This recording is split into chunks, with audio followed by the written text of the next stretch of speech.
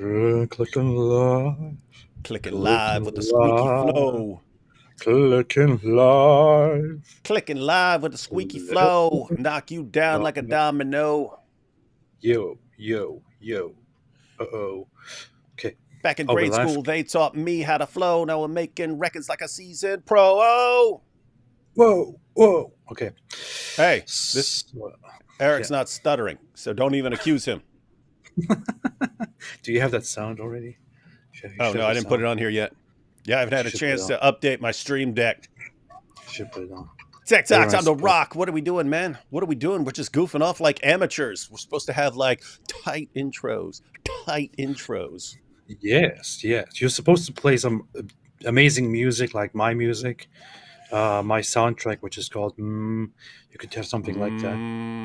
Yeah. But anyway, it's too late now. We have to start.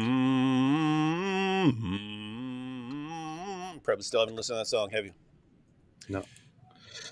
All right, so wanted to do something fun. We've been talking about this for a couple of weeks. And what we're talking about is going back through Jordan Peterson's message to Muslims from last year. Classic video, classic Jordan Peterson, well-meaning while having absolutely no clue what he's dealing with. So, you remember this video from last year, AP? Oh, yes. How could I possibly forget that?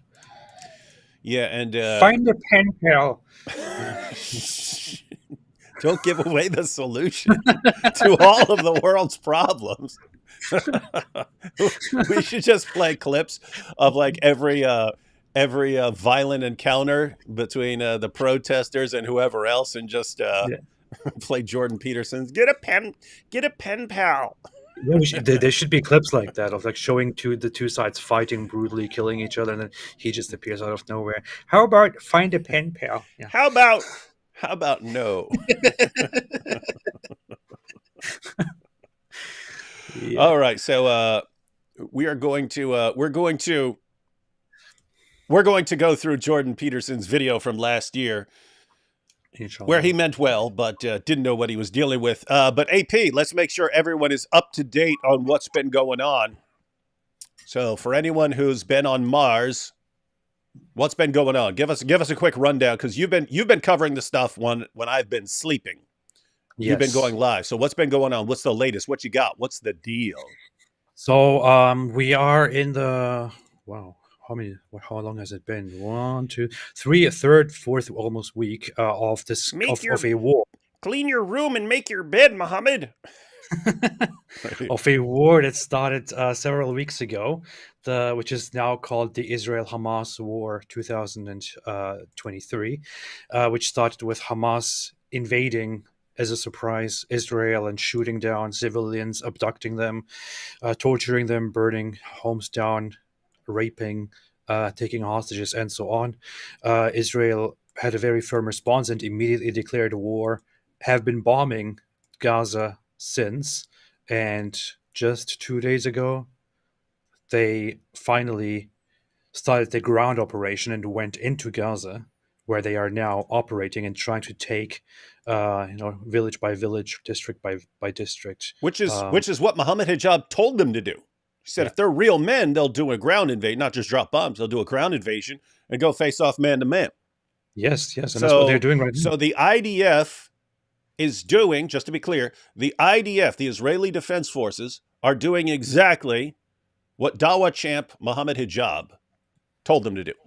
Well, Mohammed Hijab is an idiot, and he, of course, will do things like, I say, you see, the IDF would never dare actually go in and fight.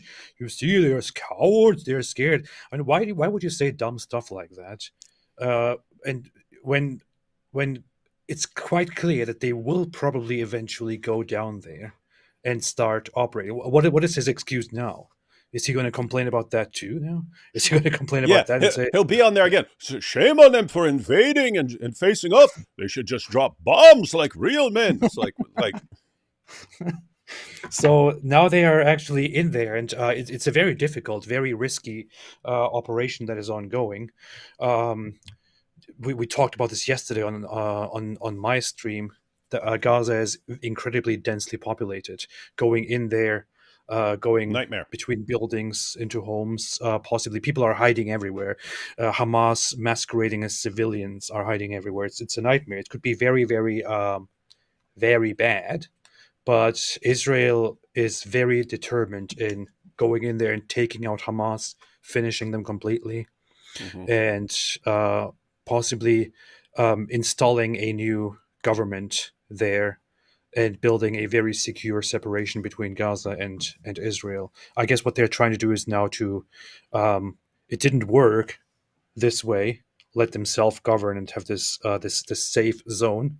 So what they want to do is to remove Hamas completely, get rid of their influence entirely, have an influenced government installed there, and make a significantly wider and safer um, zone that is no military. Did you say whiter? Yes, A whiter zone? They want it wider. more white? Yeah, more. Interesting Yeah, how race always enters into the equation when Turkish AP gets the mic. yes, that's how it is. 3 cent. Who was that? 3 And there's cents. also a lot of tension right now. A lot of tension today. There's been so There many is? news. Wait, there is? People are There's no, tension? people are. Oh, there is more than just that. There's like regional tension, like all the time where you're getting news of like possible escalations. Yeah. Earlier, they said that a missile um, from where from Yemen or something was intercepted.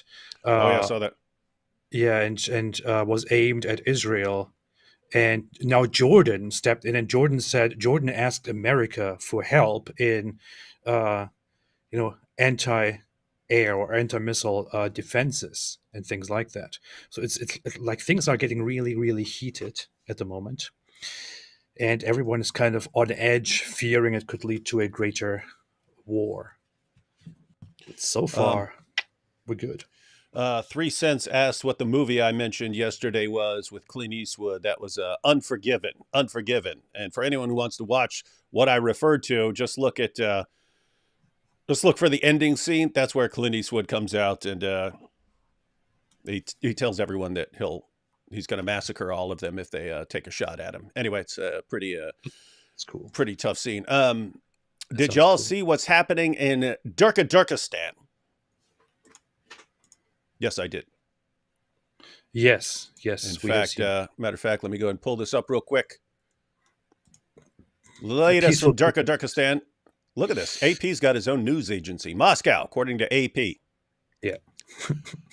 Hundreds of people stormed into the main airport in Russia's Turkestan region and onto the landing field Sunday, chanting anti-Semitic slogans and seeking passengers arriving on a flight from Tel Aviv, Israel, Russian news agencies and social media reported.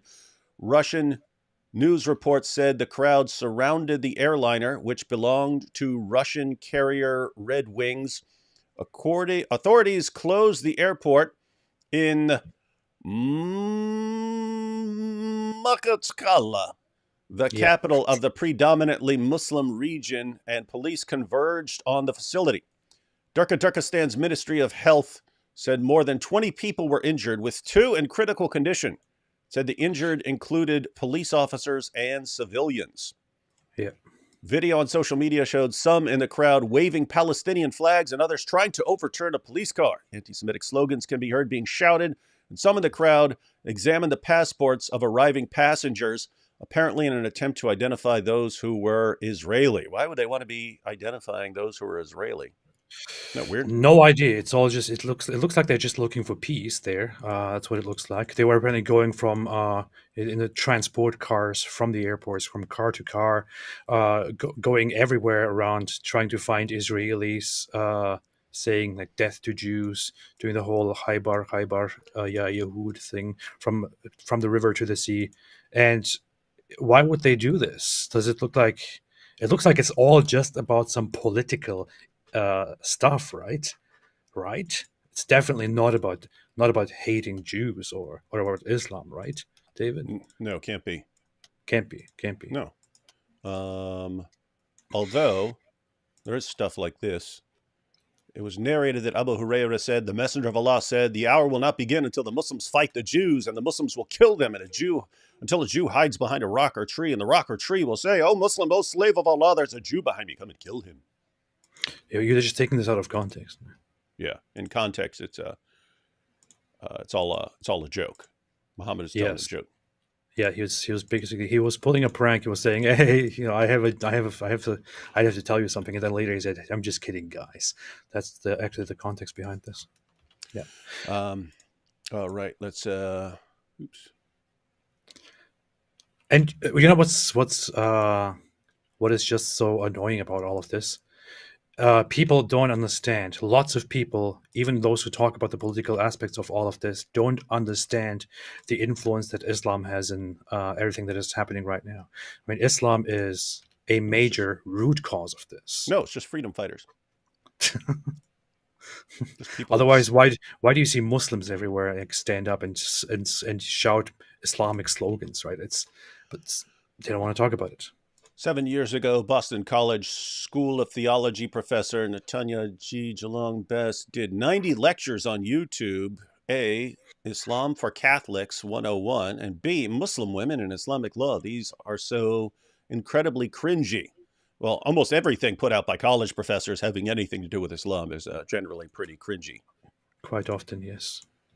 Let's see, another one here. How did the pro-jihad folks get crowds, get tens of thousands of people into the streets marching on their behalf?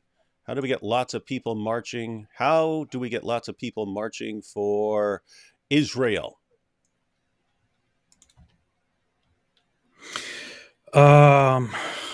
It's difficult to tell, right? I mean, right now the Palestinian pro-Palestinian side is just trying to win people over by making this about oppression. And in the West, we have this smart.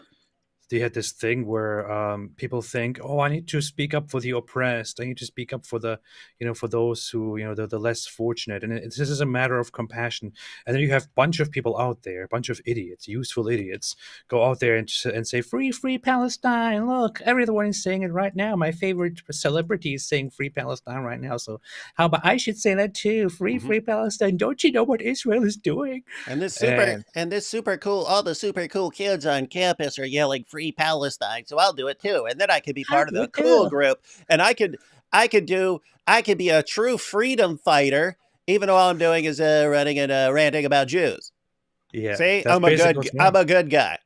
I'm a good guy here. And what are they doing by that? By doing this, they are being fooled into supporting what is basically an ultimately Islamist, an Islamic apocalyptic goal. That is, it is part of the idea of Islamic jihad and fighting for Islam in the end times. All these useful idiots around the world, these leftists, socialists, communists, now even some conservatives are just there thinking, "Oh no, this is just about oppression. This is just about it's just about this and that." But they are just supporting Islamist plans here without knowing it. Yeah. So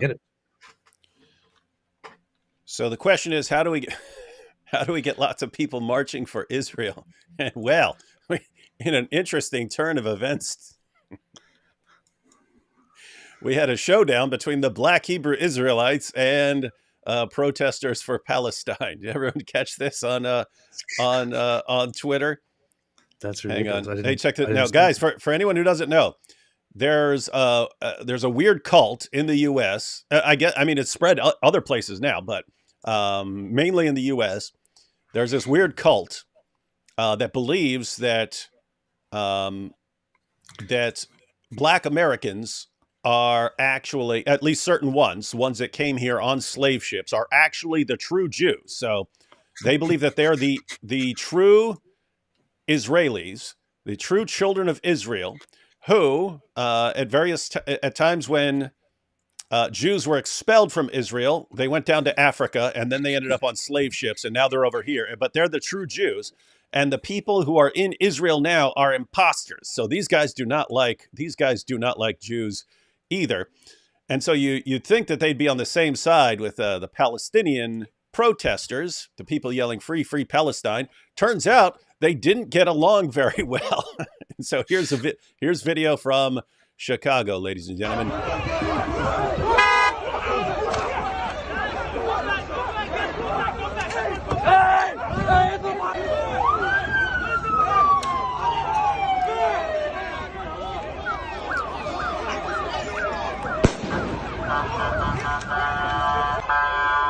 So you can see the protesters with the Palestinian flags. The guys they're fighting are the Black Hebrew Israelites in Chicago. And, let's go ahead and look at this.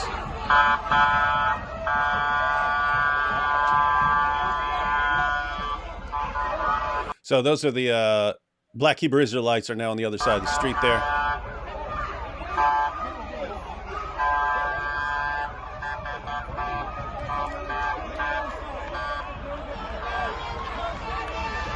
And then I think they're going to start throwing stuff at each other after the little brawl.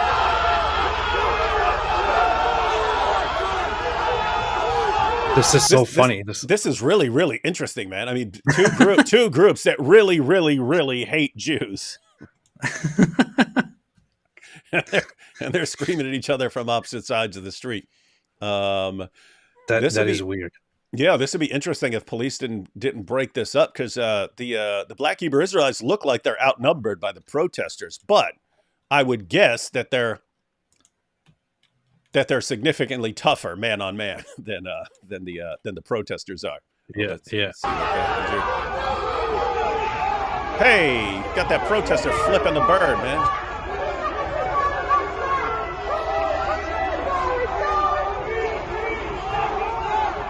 Another thing that's relevant here is the Black Hebrew Israelites are very adept at remaining within the law. So police show up, they'll sort of make it clear that they're not breaking the rules, because they don't want to get rounded up. Whereas these protesters are a little more unhinged. I don't get one thing. They're just fighting the Black Hebrew Israelites here, and they're yelling "Free Palestine." Yeah, it looked in the end like they were waving their stuff in front of them, and some Hebrew Israelites just grabbed their stuff, just started grabbing their flags and throwing them on the ground, and this made the guys flip out. I think that's the background. I mean, you got to wonder, right? Like, are the Palestinians walking? Are the Palestinian protesters walking down the street, and they're like, we're gonna get the Jews, and these guys are like, what? We're the real Jews? Like, what? And then they like a brawl breaks out. Let's go. I know. I'm confused. Like, what's the deal of the Black what Hebrew started this out? Yeah. You guys hate the exact same people for different reasons. You hate the exact same people.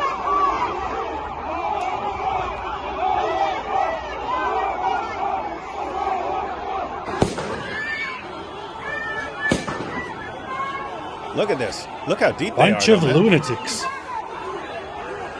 Look at this.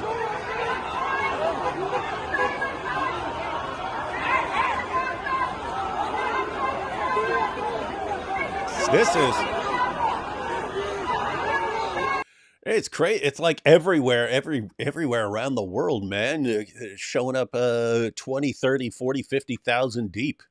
Yeah. I want to say about one thing that about the question in the super chat that we just read was, how do we get people to rally for Israel? I just want to say there's one thing that I feel very glad about, which is that you don't have to rally for Israel, because Israel will just do whatever they want to do at the moment. It's not people can go around and say free Palestine all they want. It doesn't matter. Nobody's going to back down. Israel is very determined right now after what happened on October 7th, and they're not going to listen to these idiots. Yeah, they're not. So, and in fact, I've seen Ben Shapiro say that. He's like, you want to know what you do? Get out of the way.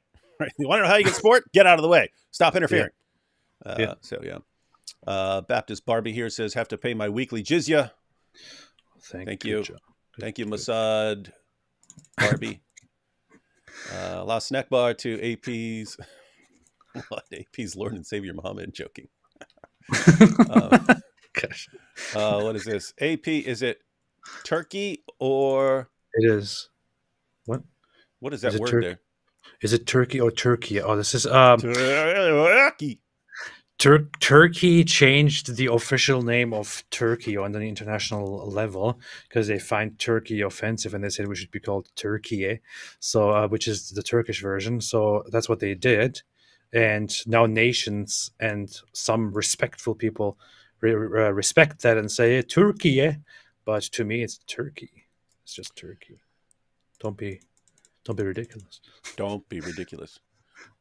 John Calder says, what could we do to defeat a mass Muslim violent uprising without being accused of being like the Nazis when we have to dismantle their enclaves and put down their leaders and potentially exile them? Gosh, John's here talking about exiling people. It is... just don't be like the Nazis. Yeah, I do think Islam does a great job of forcing people to do things they don't want to do. Right? Like the ideal here in the West has been, hey, you know, we can all get along and all sorts of different backgrounds. And these guys are going to keep pushing and pushing and pushing and pushing and pushing until people say, nope, can't do this anymore. And they're going to have to end up doing some things that they don't want to do anymore. Yeah. And then they're going to be blamed for saying, hey, no, gotta. How about no? How about no? All right, here we have Jordan Peterson. Jordan Peterson is discovering the Muslim mentality in their reply to him. Yes, he is. And you wonder how he how it's taken him so long to get this, right? He's a smart guy, and he's not as easily manipulated as most of the people he normally criticizes. So you think what's taking him so long? Because this is not difficult to figure out. I think he still doesn't get it, though. Yeah, I know. You can see by his recent stuff. It always looks like he starts to get it. I mean, his clip where he says, "Well, Muhammad was a warlord, so I have to do something with that." I mean, that was like a decade ago. And then they'll talk to him, and okay, I apologize, and then. Yeah, I shouldn't have said warlord. I see that now. People have pointed out your Jordan Peterson impression is getting better and better. I know. I'm working on it. You're like crushing it. Yeah, I'm spending a lot of time in front of the mirror every day, working on my Jordan Peterson impression. Yeah. Oh, and here, Sandman, stop fighting. Here, say this like Jordan Peterson. Oh, I can't do it when I'm prompted. You have to say it. Stop fighting, you Shias and Sunnis. Get a pen pal. This is actually we keep joking about this, ladies. This is actually his solution to 14 centuries of Sunnis and Shias slaughtering each other in the name of Allah. You're talking, I mean, Muhammad said that the best generation of Muslims was his generation. That generation almost annihilated itself by killing each other over disagreements. And Jordan Peterson is convinced, hey, get a pen pal and start up a platform where you guys can have some discussions, eh? And yeah. And here, King of Corinth. That's ridiculous, man. I don't know what this is meant to, but it sounds like something like Jordan Salute. Hey, you guys tried love? Oh, you know what? That could be what's his name? Lex Friedman. Oh, Lex Friedman. Yeah. There you go. Lex Friedman. But how about we try to approach this with love? Did we think about love before? It's exactly the same. These are very intelligent people. Lex is a very, very intelligent person. Jordan Peterson is a very, very intelligent person. And you ask them, hey, what do we need to do about this? And they give the exact same response that was from that I don't remember which Jenner girl. One of them, I have no idea which one. It was the Pepsi commercial. I think it was a Pepsi commercial, and it was it was Black Lives Matter protesters and police, and it's all about to let loose, and she shows up with a Pepsi, and then everyone celebrates and so on. But it's the exact same mentality. Here, this simple little easy thing will solve this 14 centuries of hey, I have an idea. Why don't we just make peace? Hey, have you guys tried love? Oh, never thought about that before. Huh. Now that you mention it. Wait a minute. Don't all religions just teach love like Lex Friedman said? So, hey, if we all teach love, then all we really need is a pen pal. Problem solved. It's ridiculous. It's absolutely ridiculous. Favorite carnival rides? Like carnival rides. Carnival rides like me. Carnival rides. Will Allah be naked? Yeah, when he pulls up his dress, show off that shin. Yeah. Gonna be looking like Muhammad Hijab stripping in front of everybody. Rabban Ibrahim's books, Sword and Scimitar and Defenders of the West, are excellent histories of Islam in the West. Have you read them or listened to the audio version? No, I've met Rabban Ibrahim. I haven't read his stuff. You catch him when he's young. He was actually a bodybuilder when he was young. So there are pictures of him from back in the day when he was all massive and shredded. The only book you ever need to read is the Quran. That's all. Yeah, it's the only book that matters. The only book that matters. Hey, let's go ahead and look at one more clip before we check out Jordan Peterson. This is from I don't know who's making this, but I think it's two Israeli comedians, but they're making fun of the BBC. But this will line up perfectly with a lot of the reporting that we've been checking out. So let's check this out. Good evening from London. Here are some news from the war in Gaza. Israel has bombed a hospital, killing hundreds of innocent people. More. Look, the number changed. Much better. With more details. Did you catch that? Yeah. She said more and the number goes up. Our Middle East correspondent, Harry Whitegilt.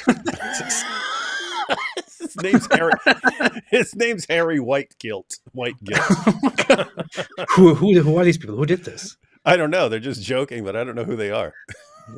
This is funny. So this is BBC correspondent Harry Whitegilt. Good evening, Rachel, from the illegal colony of Tel Aviv. Israeli officials has denied bombing the hospital, but we have video footage showing what really happened indeed. There you go.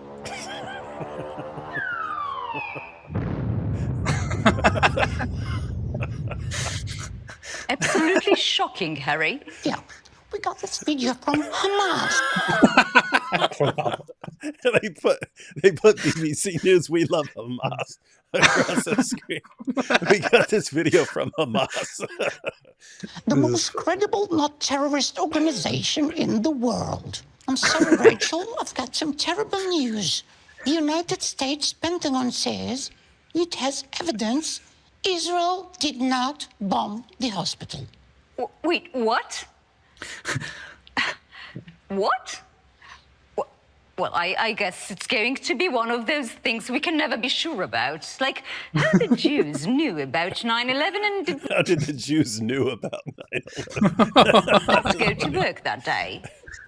Look at her face. They just published recording of Hamas freedom fighters admitting they were the one who fired the missiles by mistake. איזה טעות, יא אלוהים. אני ראיתי את הטיל שלנו על הבית חולים של עצמנו. Oh, this is awesome.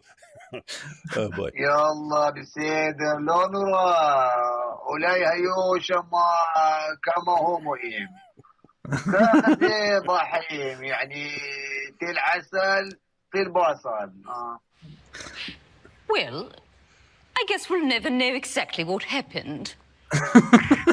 לא, זה אנחנו. No, we didn't. It's just going to stay a mystery. يا مصري يا نحن لقمر يا نحن But it's still Israel's fault, indeed. Of course. Because the Israeli blockade prevented Hamas from getting proper functioning missiles, and this is why tragic accidents like these happens indeed. Thank you so much, Harry. Good night, everyone. And Harry. remember, Israel is ISIS. Wow. This is good. Pretty brutal. That's good. I'm looking this up right now. This is an Israeli satirical comedy show. That's funny. Never heard of this before. No, I never have either. It's called Eretz Nehederet, a wonderful country. Hi, AP. Someone made a claim that bombs kill people. Is this true? And if so, how do we get the word out? Thanks. I just found out about this. Well, when I was, it was very shocking. I was listening to Piers Morgan's conversation with Cenk Uygur, and Cenk Uygur there said, said, "I have news for you, Americans. Bombs kill people. Wait, he Yeah, said they what? kill people." He said, "Bombs kill people." I know when I heard this, I couldn't believe Is he right though? I'm not sure entirely, but I think he is. He said it with confidence. He said, "Bombs Wait a kill minute, because people." I always say our live streams are the bomb. So That means like your live streams kill people. whoa, We should probably stop. something to take seriously. Yeah, that's what Cenk Uygur said. I would always recommend watching it. It's very revolutionary. Ever since, I'm kind of against bombs, but yeah, I don't know what to do. In general, I agree with most of what Jordan Peterson says, but I don't believe he has done an in-depth study of the Quran or Hadith. You think? He doesn't seem to know anything. Yeah, how about no? Hey, wouldn't it be awesome for him to like do a study of the Quran, like the way he does it with like Genesis? Yeah, Like and do like a series of 20 lectures on the Quran and his psychological interpretation, because he's going to see all sorts of psychological problems with Muhammad if he looks into Muhammad. Right? This guy's beyond warlord. So Jordan Peterson knows Muhammad was a warlord, but he would find some serious psychological issues if he actually looked into his life. You know what the problem is though? With Jordan Peterson acting so unpredictably cool with Islam, I feel like I would expect him to, like, after reading it a little bit, thinking, "Wow, this is really, really bad," and then do something about that.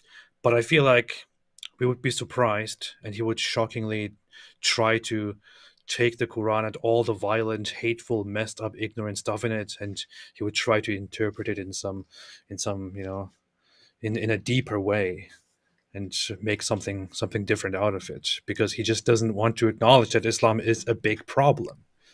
He doesn't want to do that. Doesn't want to do that. Got potential allies out there.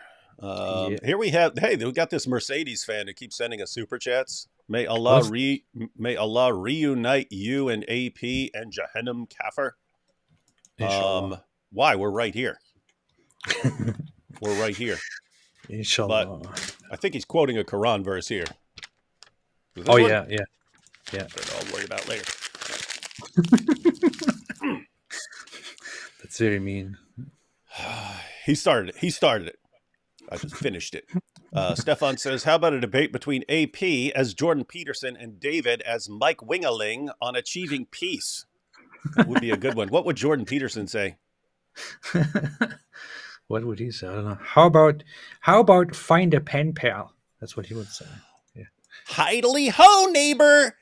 That's a gosh darn tootin' great idea. I'm gonna go get a pen pal right now. Hey, ISIS, can we talk? We can be best friends forever. I love you. You love me. Well. Man. Nick Islander. We got Renewed Heart. Thank you both. We got Human Kirk. What? I understand, Jordan Peterson. It's denial. Who would want to admit we have admitted into our countries a fascist supremacist ideology calling itself a religion? And it's gotta suck that like Jordan Peterson thinks that he has these potential allies, and then like the moment he criticizes or questions anything they say, they go off on him. How dare you? I mean, it's got to suck, right? You start thinking, "Oh, I've got some potential allies out there," and now they're calling for my destruction too. But you know what the problem with that is? Start feeling lonely, man. The problem with that is when he does that. I mean, ever since he started doing that, he started like being not very honest about Islam because of alliances and all of that. I can't really respect him very much, because that's contrary to everything he said in the past.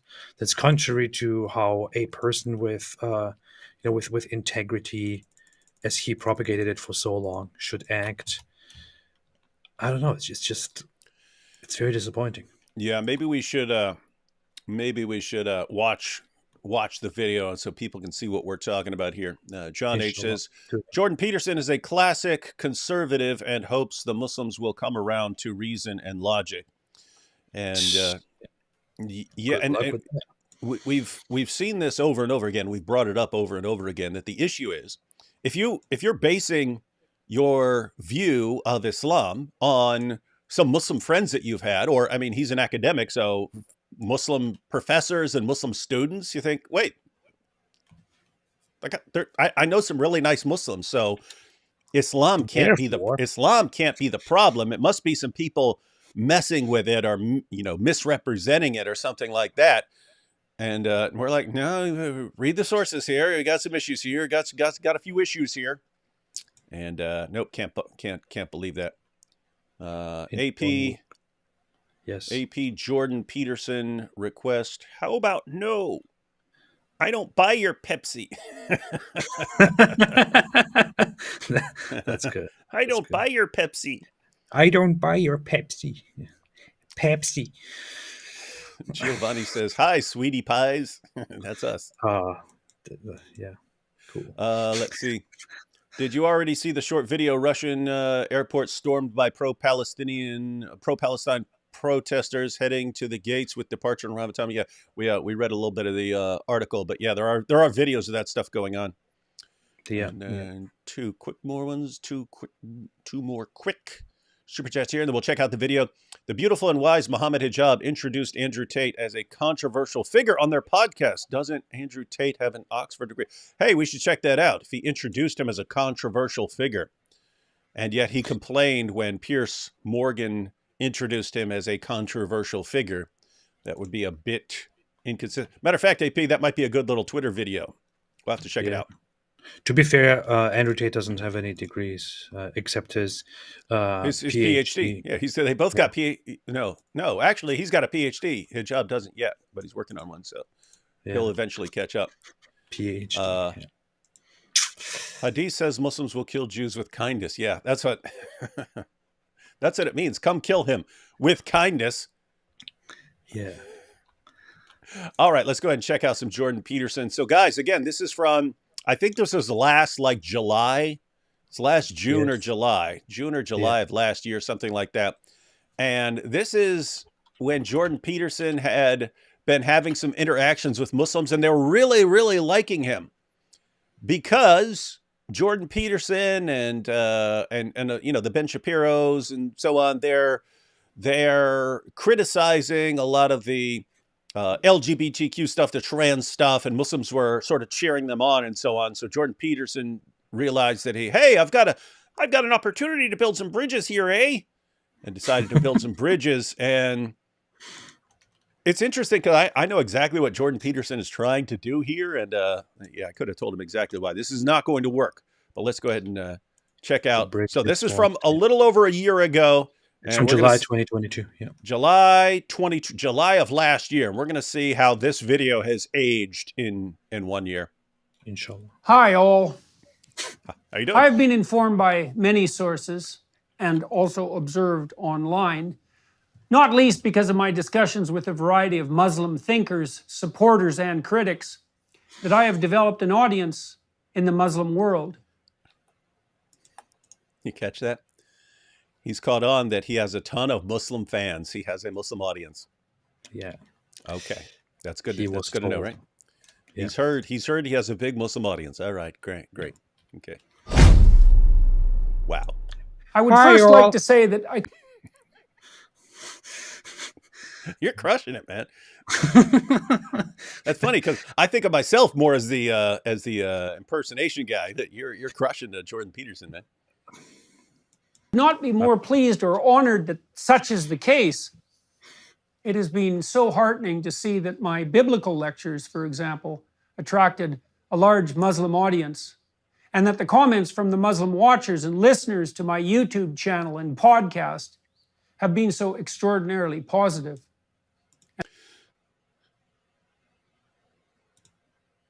Yes. This is just a year ago, man. This is only a year ago. Hey, I've got all these Muslim fans and they're really liking my videos and I'm really making a difference. And I have all these Muslim fans out there. We're going to unite and we're going to make the world a better place. Well, all this is lovely to see in the aftermath of the extraordinary Abraham Accords, which have laid out the possibility for peace between all. There you have it. After saying that, you already lost all the Muslims who are listening. Here we go. When you mentioned Abraham Accords. Let me rewind it here. Abraham Accords, which have laid out the possibility for peace between all the people of the book. Yeah, it's working out in really an well. Unprecedented manner. It's unprecedented. Hey. So this is 2022, so obviously things are going to be way better by now in 2023, right? Yeah, obviously. After all, you've got the Abraham Accords. What could go wrong? And I have something to say as an extension of all of this. Please forgive my presumption, if you would. No, not going to happen. No. Do you remember how they reacted? They flipped out after this. This, yeah. Yes. They everyone was blasting away at him after this. Yeah. It is time for those of you in the Muslim world to stop fighting among yourselves, you Shiites and Sunnis. You Shiites and Sunnis. God, this is so condescending. It's incredible. He's treating them like little kids. Yeah. Hey, stop that. Stop that. You've been doing it for 14 centuries, but now I'm here to tell you. Hey, kids, stop in the words of my friend Lex Friedman, all religions teach love. What's the problem? This is really so condescending. Like I saw this. It's extremely condescending the entire time. I listened to this, and as I was listening to it, I inevitably in my mind went back to my Muslim state and perceived that as a Muslim does, and it's just so cringy, so insulting, and so how did he think this would be a good idea? I don't get it. Yeah, and I said I know what he's doing here. Jordan Peterson, he didn't say this, but I can just tell. He's picked up on the idea that the guys that they end up with as their dawah leaders and so on are guys who are like thumping their chests and speak in a condescending manner and talk to people and just tell people the way it is and this is what you need to do. Stop being a baby. Blah blah blah blah blah.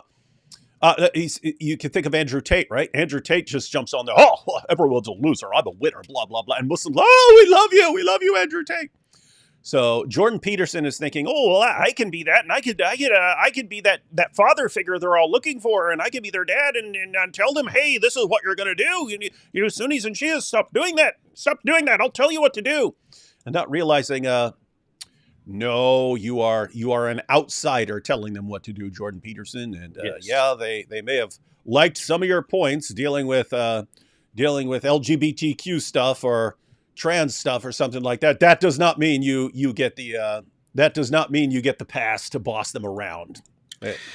There's one thing that people do not understand, that non-Muslim people who get some sympathy from Muslims do not understand, and that is when Muslims begin to like you, when you begin to get a Muslim audience, what the Muslim audience wants is not to eventually get advice from you to the Muslim world. What they want is for you to convert to Islam. Yeah, or for you to make your platform available to their dawah guys. Yes. So their dawah guys can use your platform to do dawah to people who don't know anything about Islam, because those are the best potential converts. Yes. And so, yes, if you're saying something that is useful to them or you are useful, they will briefly shower you with praise. And the mistake you're making is, oh, well, since they're really liking me, therefore they're going to take my advice. No. Huge mistake. Big mistake. Super chats here. Michelle here says, let's talk Islam. Psychologist, atheist, Christian, and Jew would be amazing. Can you guys get Jordan Peterson, AP, David Wood, and Shapiro?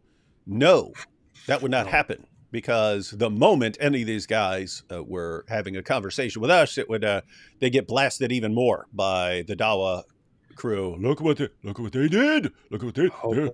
They're Islamophobes. They're Islamophobes. It's going to be interesting once everyone ends up in the Islamophobe category, because everyone is a target, and eventually everyone realizes it. And again, even fellow Muslims are Islamophobes. What are you going to do? Yeah, I spent the past 20 years warning people, and I get to spend the next 20 years saying I told you so, relentlessly, and I am going to say it. Oh, I'm going to say it.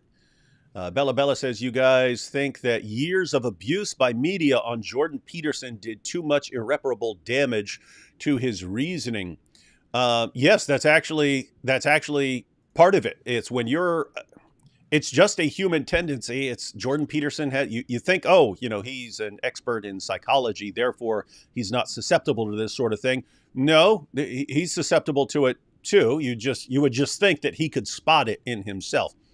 But if you're being attacked relentlessly, you start looking for allies. You start looking for ways to expand your support base to deal with the relentless attacks. And so if you're being attacked by politicians and journalists and educators and entertainers, and there's a thing where they're going to take away his license and things like that, you start looking, hey, who are my potential allies out here? And he's looking at this and going, Muslims are my potential allies. How can I make a difference in that community and get them to rally around me? Well, I'm looking at their dawah guys. Their dawah guys are all these condescending guys who just start telling everyone what to do and acting like they control the place. Hey, let me do that too. And doesn't work at all. Because you don't have that pass yet. You have to.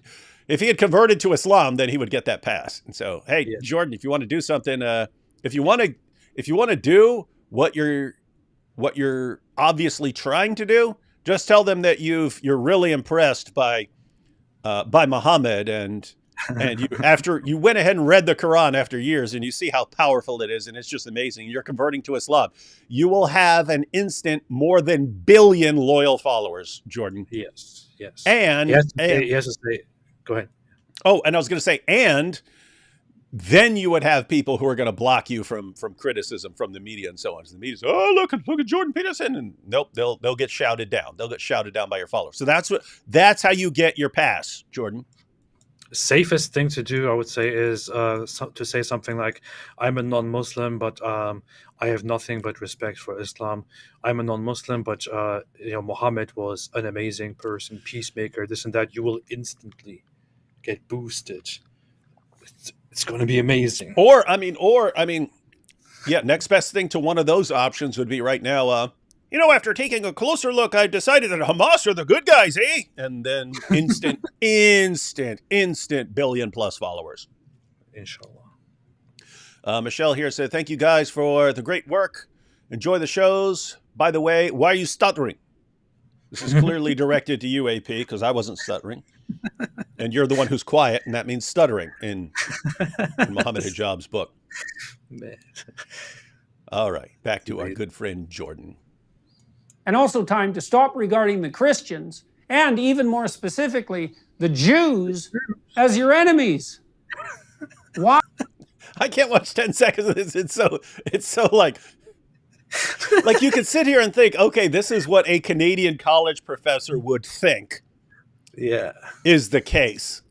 And hey, I'm just going to go in here and make a video message to Muslims. And I'm going to say, hey, Sunnis and Shias, stop fighting each other. You've been doing it for 14 centuries, but just stop because I say so. And now, hey, stop viewing Jews and Christians, which your prophet defined as the worst of creatures. And your prophet, the same guy who said that you need to expel these guys from the Arabian Peninsula, stop viewing them as enemies. Especially you Muslims who read your prophet said, hey, you're going to find Jews hiding behind the rocks and trees, and rocks and nature itself is going to help you exterminate them. But stop viewing them like that. Just view them as friends and allies against trans community. It's like, wait, are you nuts, man? Are you? It's incredible that he highlights. He emphasizes Jews because everyone knows Muslims have a big problem with Jews.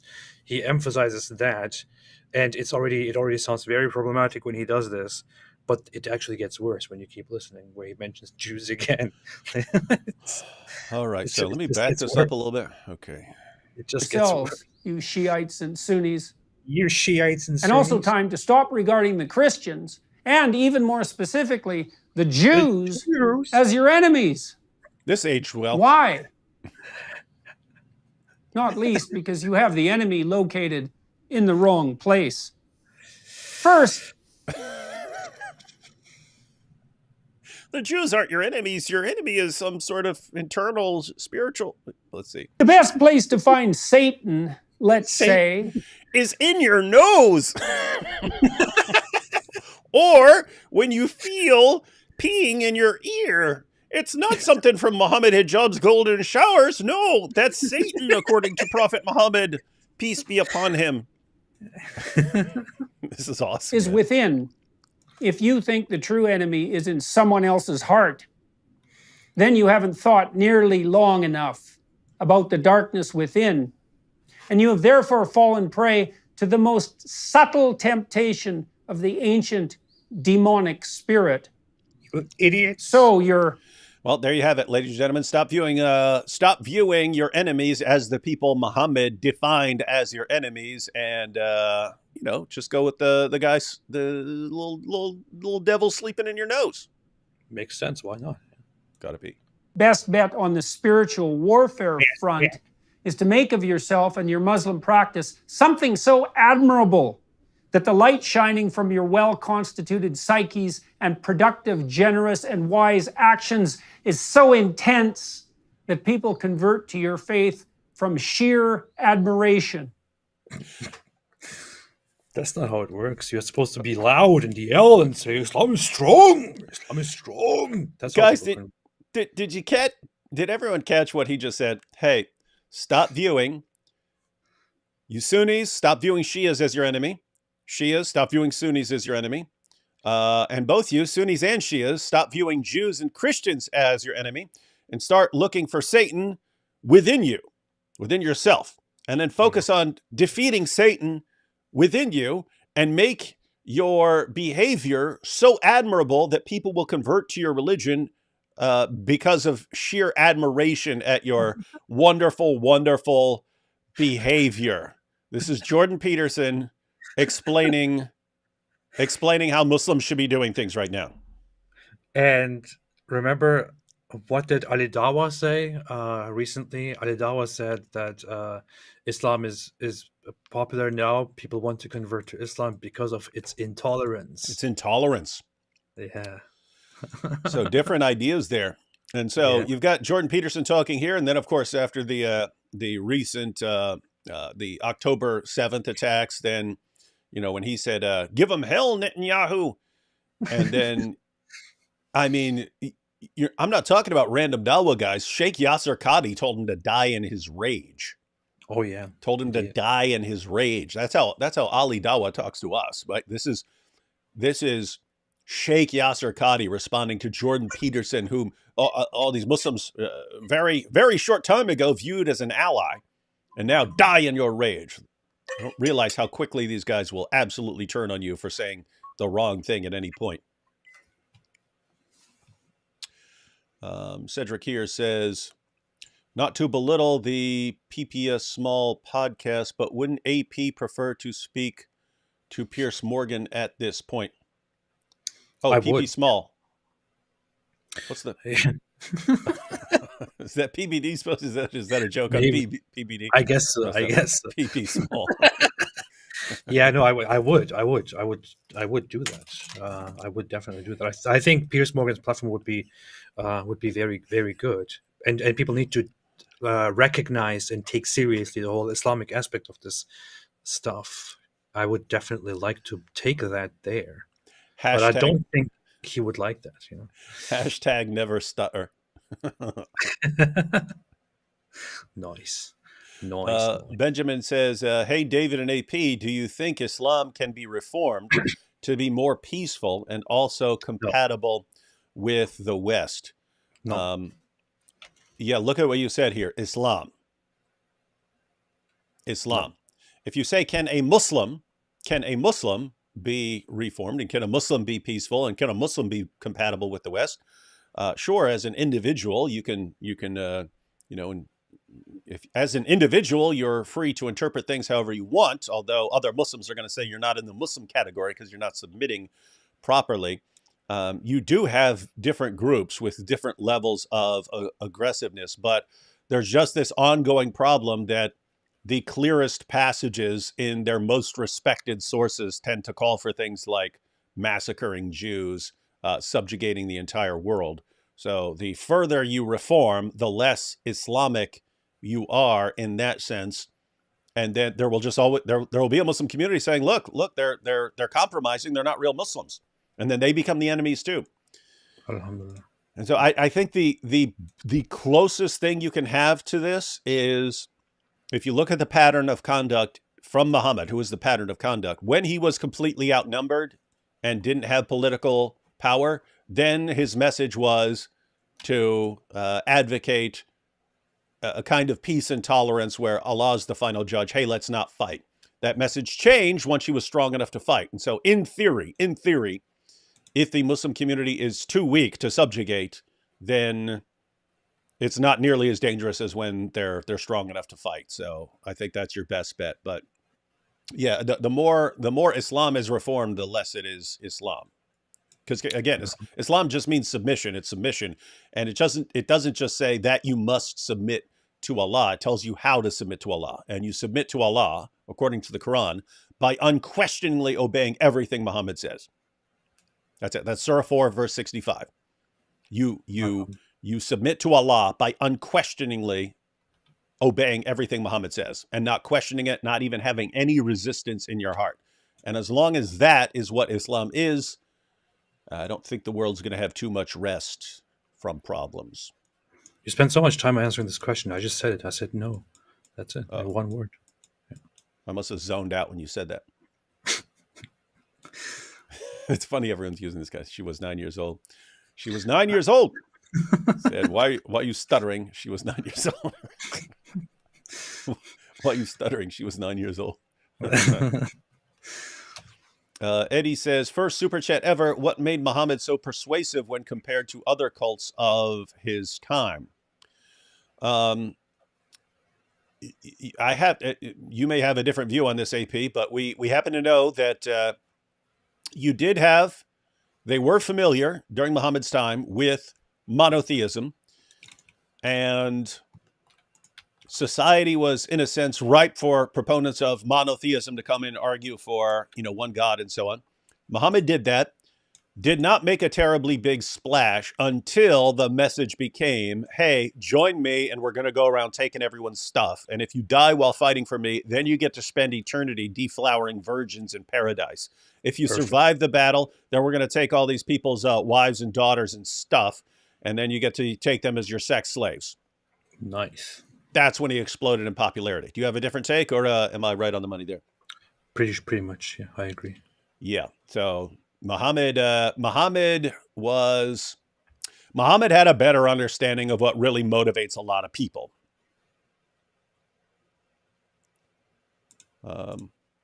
Alhamdulillah. Gross. Peace be Muhammad. Yeah. Let's see. Kazoop said, this is against the Prophet Muhammad. What's with all these? Does it say hobo cop? Hobo cop. I have crazy doubts about Islam being the fastest growing religion in the world. The doctrines are ridiculous and the Dawah guys are insanely rude. Yeah, even these statistics from that Pew Research poll, that the Pew Research study that declared Islam the fastest growing religion, it was saying that was based on birth rates. That was based on Muslim birth rates in Muslim countries. They had the highest birth rates. And they tended to have the highest birth rates everywhere else. Those birth rates have been falling, and there is now the avalanche of apostasy. So, yeah, you're looking for that time when the avalanche of apostasy ends up being offsetting the numbers of everyone who's being born, right? In other words, once people are leaving Islam faster than new Muslims are being born, then Islam will be shrinking. Yes. But you also have all kinds of issues, like there are millions and millions of closeted ex-Muslims in Muslim countries who just can't say that they're ex-Muslims because they're something weaklings. bad will happen. Yeah. Weaklings. It's weak according to AP. Just do like AP. Yeah. There's a goal. See, there's a goal. Just be like AP. Open about it. There's a goal.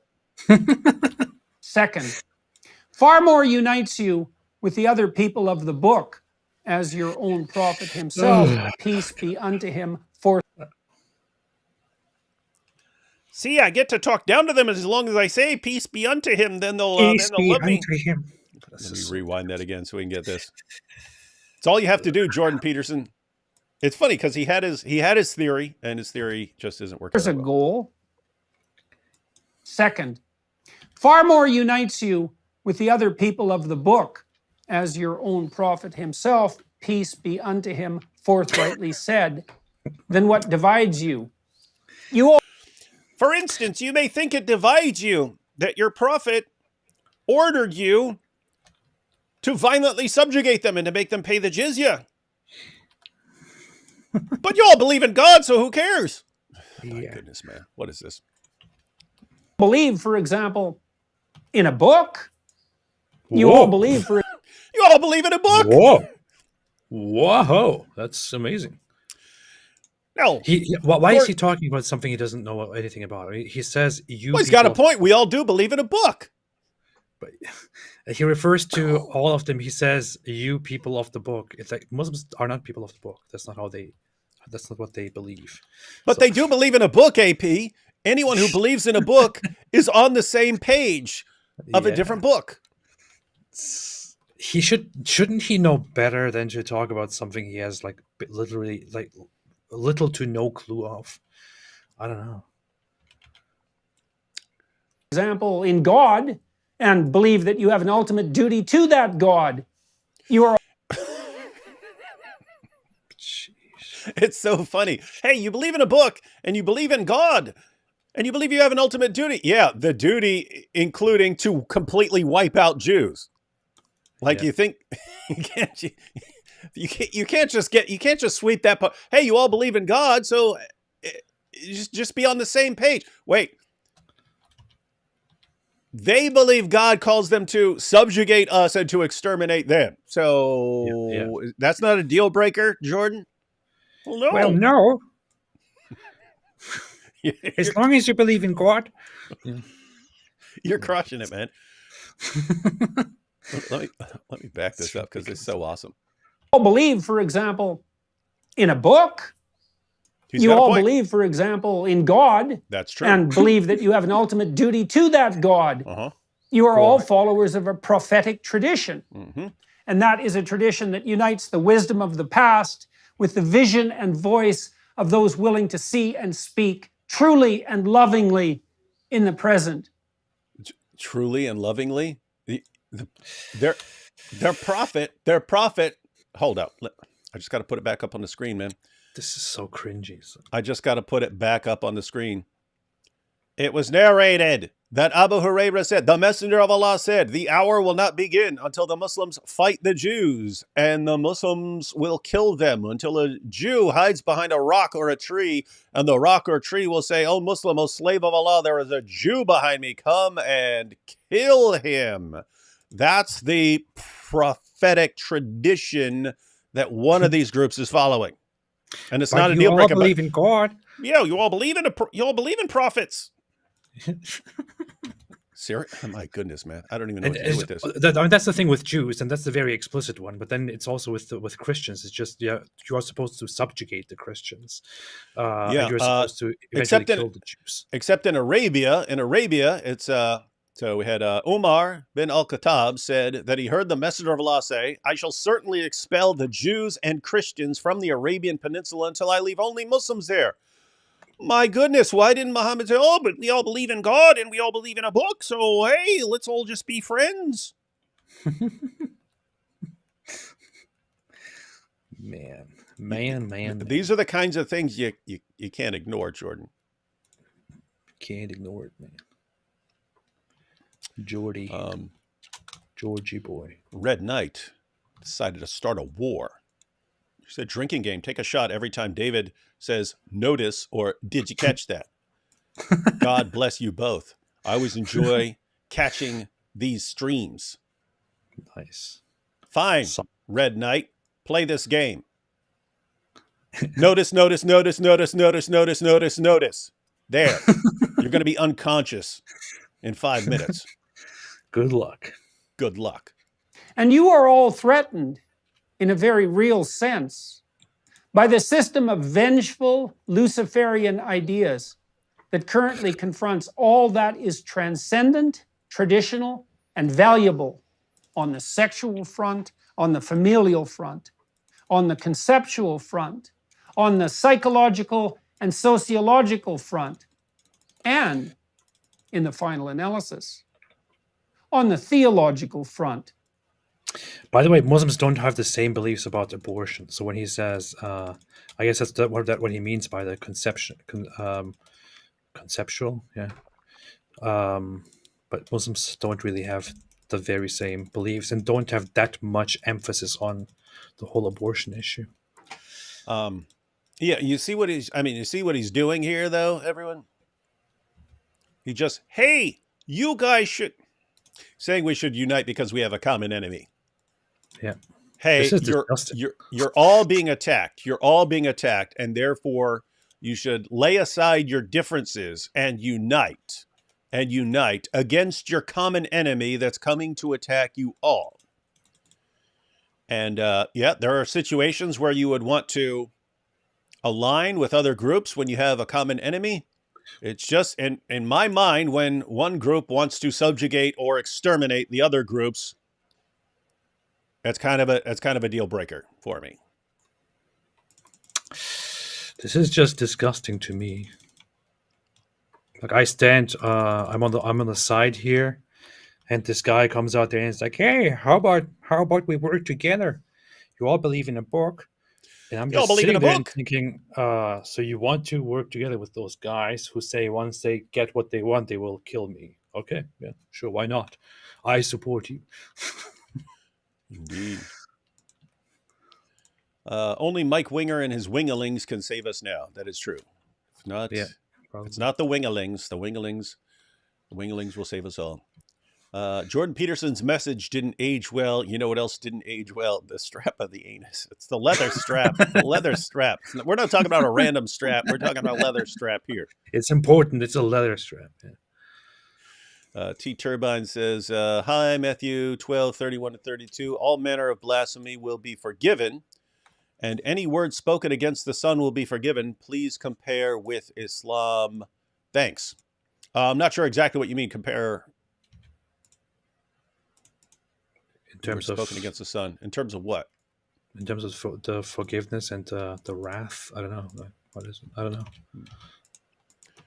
Wait, man, this Mercedes F1 fan really loves us. We are a religion of peace and tolerance, Kaffer. I can't even tell if this guy's joking. But it's probably a troll at this point. I don't think he seems to. I don't know. He's been coming for a couple weeks, and he seems pretty serious. So I don't know.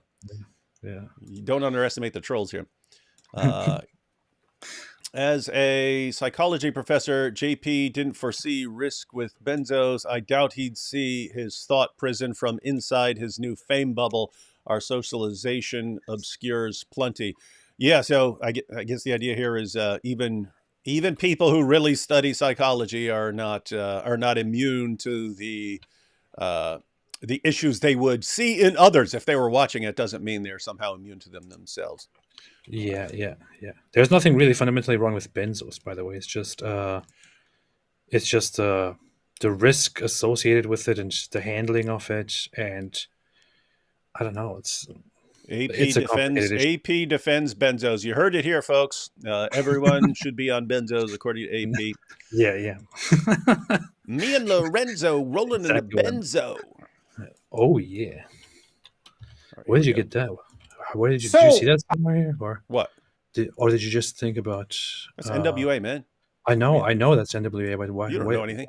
Why did you just say that? Because you said benzo. Oh, because benzo. Okay. Yeah, when people say benzo, I think of me and Lorenzo rolling in the benzo. How about we all quit squabbling over What? We never thought of that one, Jordan. Let's quit squabbling? Let's quit squabbling. Hey, Jordan, why don't you say that right after the terrorist attack in Israel, October 7th? Why'd you say give him hell, Netanyahu, instead of why don't we all quit squabbling? Yeah. That would have worked better, right? Just say, hey, quit squabbling, everyone. Because that's what it's been 14 centuries of. It's just squabbling. So ridiculous. My goodness. Just stop squabbling. Oh, gosh. Man, when you combine that with the power of Lex Friedman's, hey, all religions teach love. Wow, these guys are great problem solvers. It's just like you've got these really, really, really serious problems here. And one of them is you've got a really, really big religion that calls for the violent subjugation of the entire world. And these guys think they're going to solve it with little videos and tweets. And that's going to solve the problem. Of course, man. Hamas is going to read these tweets and Hamas is going to watch this video and be like, hey, why have we been fighting all this time? Let's find the pen bell. I told them to find the pen bell. They don't find the pen bell. I don't know what to do now. I solved the problems. They don't listen.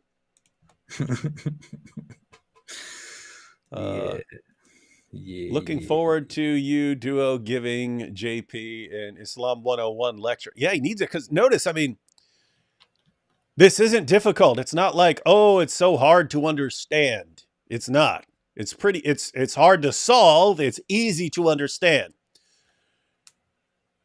But people think it's easy to solve when they don't understand it. And so, yeah, understand what the heck the problem is and then try to come up with a solution. But a tweet or a, hey, just stop fighting. Yusuf here says, yeah, Jordan, we all believe in the moon god Allah who ordered all mankind to lick the Abrahamic black stone. Of course. We got Mercedes F1 fan again. I speak for Allah. Do not scrunch up ever, kafir. I can't tell. These sound like trolling, but I've seen so many of them from him that didn't sound like trolling. I don't know what to think anymore. No, the entire world. At this point, I'm convinced he's trolling. Okay, we're just going to conclude that everything you post now, Mercedes, is a troll. But notice we've got benzos, Mercedes, benzo, Mercedes, benzo. We got benzos and Mercedes. All right. trinkets and details and face the real problem. And I should also point out... What was he saying about trinkets? On the theological front. So, how about we all quit squabbling over trinkets and details and face the real problem? Which isn't that one religion calls for the subjugation of others or calls for the extermination of Jews. Not the problem.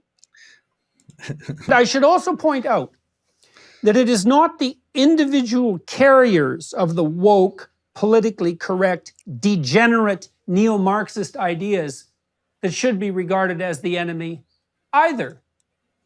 First, we must take the idea that the satanic impulse within is the prime enemy with all due seriousness.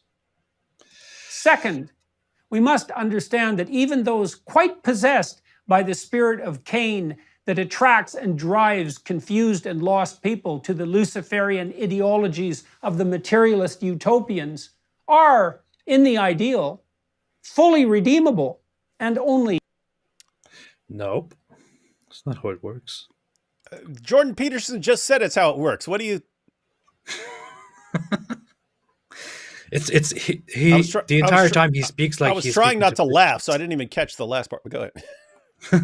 He's speaking like he speaks to Christians, and he doesn't understand that a Muslim audience doesn't think like a Christian audience. A Muslim audience doesn't have the very same understanding of morality, the same understanding of theology, the same scriptural references, and so on. He simply does not get it, and it's just amazing to me that he thought it would be a good idea for him to not understand the topic at all and then to sit down and have a message for Muslims.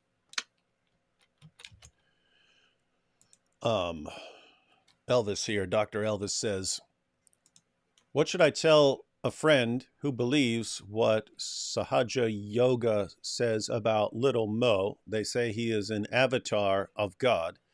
He prefers believing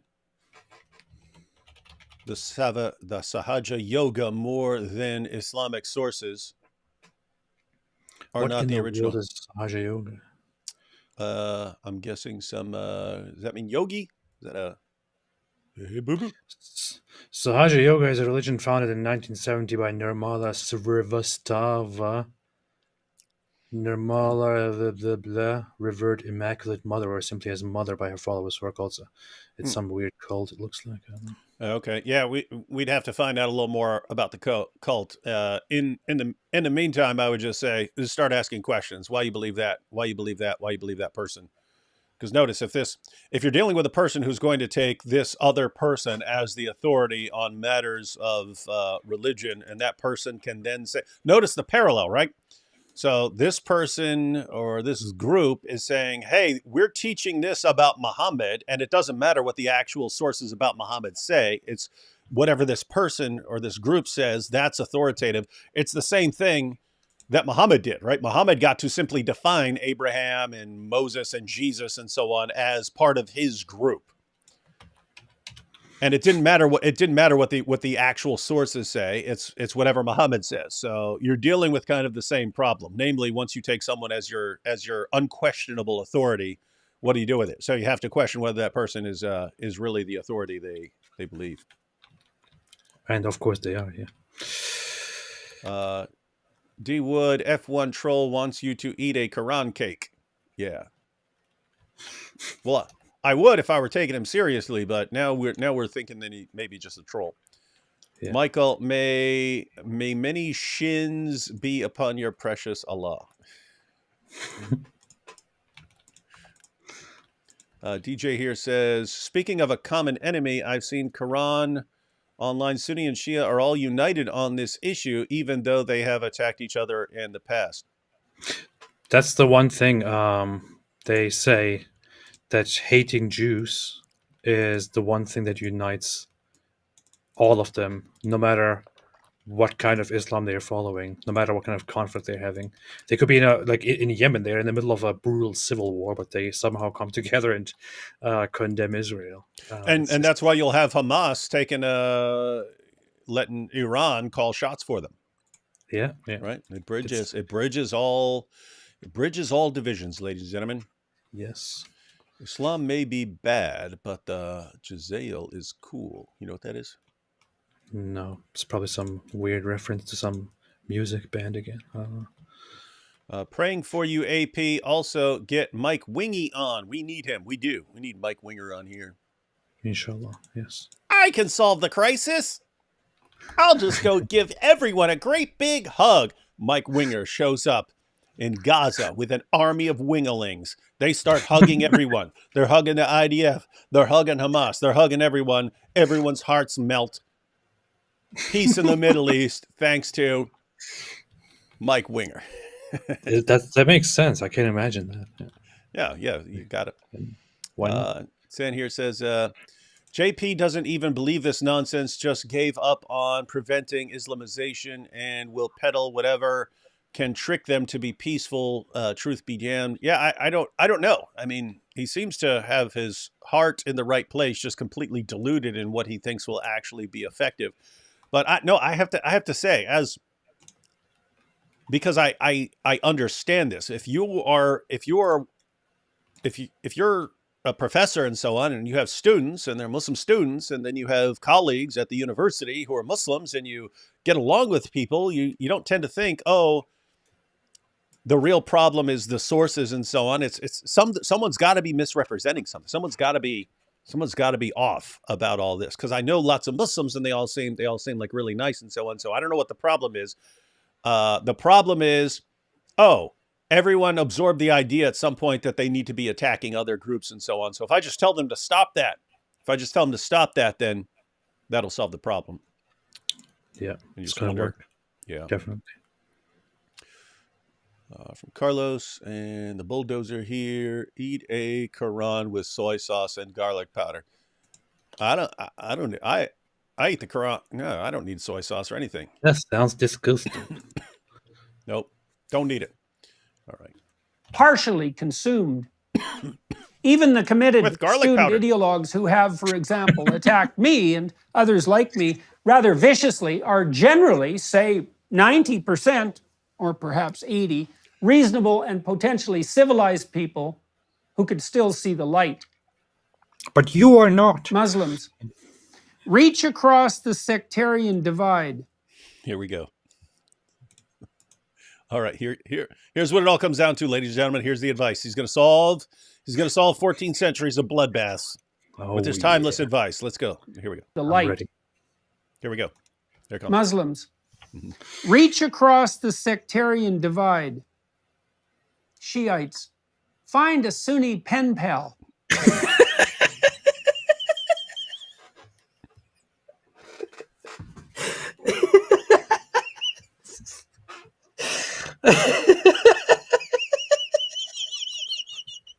Stupid! Oh boy. He's so smart. So why is he saying something so stupid? That'll solve all the problems. That will solve the entire conflict. Why are these people fighting right now? Why are Israel and Hamas fighting? Like, here's the solution. This is the solution. Find a pen pal. Idiots. Find a pen pal. Let me back it up a little bit here. Muslims, reach across the sectarian divide. Shiites, find a Sunni pen pal. Communicate.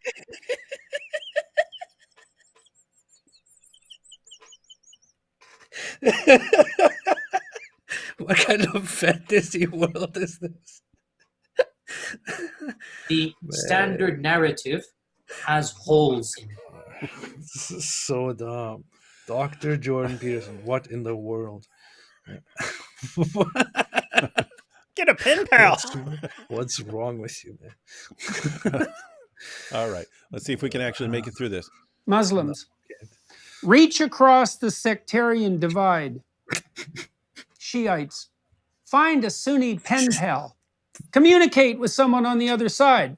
Sunnis, do the same. Okay. Oh, okay. That makes sense. So just to be clear, it's not just Shias getting a Sunni pen pal. It's Sunnis are also going to get Shia pen pals. Yeah.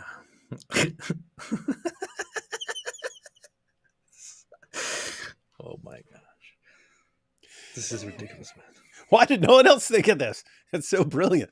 God, And then maybe reach out tentatively to a Christian, or even, heaven forbid, a Jew. See? Now notice, AP. Notice, AP.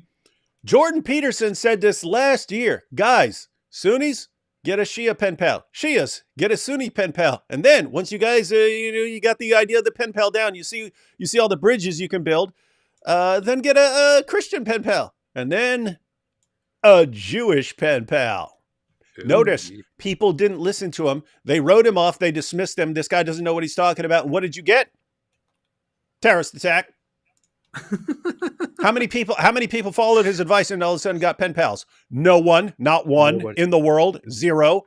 And look at the result. We're almost at World War III because people didn't listen to Jordan Peterson's pen pal solution to 14 centuries of jihad violence. Stupid idiots. That's what happens. You know, it's weird, man. We look at the sources and we see fight those who do not believe in Allah. Don't take the Jews and Christians as friends. They are friends of each other. We look at these things and we think, we got a problem here. We don't think, hey, just get a pen pal. Isn't there a hadith, though, that goes, Muslims find a pen pal? Oh, man. It's Surah Jordan Peterson. Surah Jordan Peterson. Man. Oh, yeah. See, that lost book of the Quran.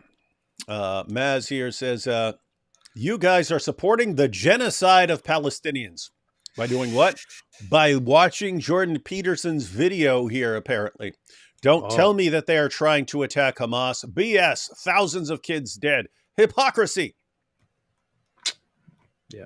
Okay. Yeah. So they're I'm not not even going to waste time with them. Yeah. They're actually, so according to this, they're actually not going after Hamas. They're just, they're genociding Palestinians. That's what they're doing. They're not trying to get Hamas, who just killed a bunch of people and then ran and hid in Palestine. Nope. The Jews just woke up one day and said, "Hey, we got to go genocide. We got to carry on our genocide." What started it? Oh, all these people being slaughtered by Hamas, and then Hamas running back and hiding among civilians. Well, it makes sense. That's how it works. Makes sense. Oh, the Jazail is a muzzle loader from Afghanistan. Now you know, because you were asking what that is, and you got it totally wrong. You thought it was a band, AP. It is a. If I say it's a band, then it's a band. That'd be a cool band name. Yeah. Afghani muzzle loader. That'd be cool. That's good. That's good. That's solid. This is so cute. Want to listen to him laying on my lap. Jordan Peterson with his cute little theories. They're so adorable. Let's see. I think Jordan Peterson is actually correct, just using basic logic. If he isn't, then explain to me, why are my eyes the leather strap of the anus? Good point. We hadn't even thought of that. We hadn't even thought of that. That is a good point. All right, back to Jordan here. Because perhaps it is time for those who purport to be followers of God to act like it. Look at his face. This is why Muslims flipped out. Hang on. Act like it. To be followers of God to act like. There it is. This guy thought Muslims are going to listen to this. Yeah. Hey, you claim to be a follower of God. A God who says what? Who says that you can only submit to him by mindlessly obeying Muhammad? Muhammad, who said what? That you don't get your virgins until you exterminate the Jews. Yeah. So stop acting like you need to subjugate Jews, which is exactly what your prophet declared. And just get pen pals. Like, you're not commanded at all. You Muslims, you're acting like you're people of God. Act like it. I don't know what to do. Fantastic message, man. Great message. Muslims I think that, very well. Yeah. So this is the main. Let's see this again, because this was the main thrust of his entire video here. Side Sunnis do the same, and then maybe reach out tentatively to a Christian, or even, heaven forbid, Jew. A Jew. Because perhaps it is time for those who purport to be followers of God to act like it. Act like it. And to be convincing in those actions, even to those whose premature cynicism and skepticism have driven them into the towers of Babel, constructed by the avatars of the resentful. Oh, there's some babble here. Yeah. I definitely see quite a bit of babble going on here.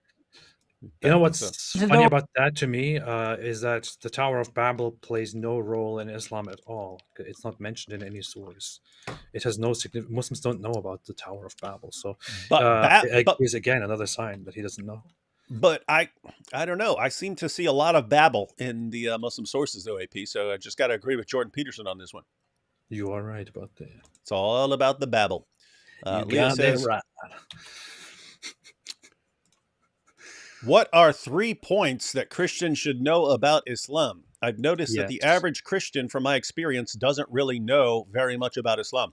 Leah, it's actually worse than most people know. When I post a video, like telling Christians to learn some basic information, I get, no, all we need to know is the Bible.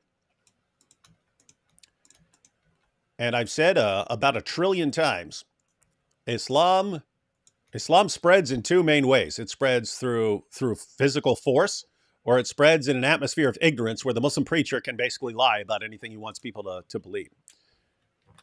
And so if you know, hey, Islam tends to spread either through violence or through by lying to people who are completely ignorant of Islam, and you say, hey, we choose to remain in ignorance, you're basically giving them what they want. How about no? Yeah. So as far as 3 points that Christians need to know, I don't know. I actually have a video titled three Quran verses every Christian should know. You can actually read some of the comments here. You'll find Christians who are saying, "What? I don't need to know the Quran. I don't need to know the Quran. Ignorance it's weird." People who think that ignorance is a virtue. Being ignorant about various things in the world is. I don't need to know mathematics. I don't need to know grammar. I just don't need to know any of that stuff. God wants me ignorant. Doesn't want me to learn anything. What? Where'd you get that idea? It makes sense. 3 points Christians should know about Islam. What do you? You're not a Christian, AP. What would you want Christians to know about Islam? Oh, I would like them to know that they have a very weird understanding of Jesus, but that needs a lot of detail. Yeah, so the Muslim view of Jesus, and so matter of fact, that would be one fundamental point. You could focus on a particular thing, like they deny that Jesus is the Son of God or something like that, or they deny the crucifixion or something like that. But just the overall picture, Jesus is, according to Islam, the Word of Allah. He's a spirit from Allah. He's born of a virgin. He performs an array of miracles. So he lives the most miraculous life in history, according to Islam. He's the Messiah. He's going to come back, but he didn't die on the cross. He didn't rise from the dead, and he's not Lord. So pretty much exactly what you would expect a false prophet who's corrupting the gospel to teach. All right, so you'd want them to know about the Islamic view of Jesus. What else, AP? I'm going to go ahead and give my second point. I would say that Islam calls for the violent subjugation of Christians.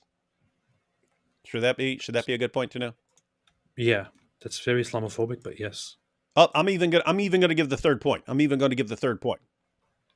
Yes. My view is, if you were listing the most important things, my third point on that list would be Christians need to understand what Islam teaches about the gospel, about the book that the Quran says we have. The Quran affirms the inspiration and the preservation and the authority of our book. If Christians would learn that, it would be pretty world-changing if Christians learn that, because almost every Muslim you'll run into thinks he can dismiss everything having to do with Christianity by just saying, your book's been corrupted, when that's not what his God and his prophet said. So I would say learn that. Yeah. And I would say also one thing to remember is the difference between the Islamic understanding of God and the Christian understanding of God, or the Islamic understanding of God and the Abrahamic understanding, the biblical understanding of God, where the Islamic understanding of God is like, where is that this God, his name is Allah, and he has no idea about the Bible. He's completely disconnected from anything in the Bible. His house is the Kaaba, which has nothing to do with biblical tradition. And all of these things.